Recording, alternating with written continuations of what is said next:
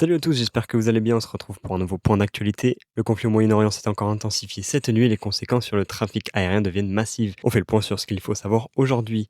L'info majeure de ce matin, c'est l'attaque de drone qui a visé directement l'aéroport international du Koweït. Deux réservoirs de carburant ont été touchés, provoquant un incendie impressionnant. Le trafic y est extrêmement perturbé. À Riyad, la défense saoudienne dit avoir intercepté plusieurs drones et missiles cette nuit. L'aéroport reste ouvert, mais c'est une reprise en pointillé. À la moindre alerte, tout s'arrête. Deuxième info, c'est Qatar Airways avec ses vols de rapatriement. La compagnie vient de mettre à jour son dispositif.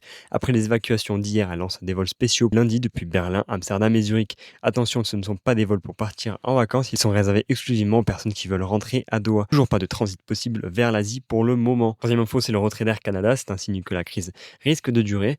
Air Canada vient de trancher, tous les vols vers Tel Aviv sont annulés jusqu'au 2 mai 2026. Ceux vers Dubaï sont suspendus au moins jusqu'au 28 mars.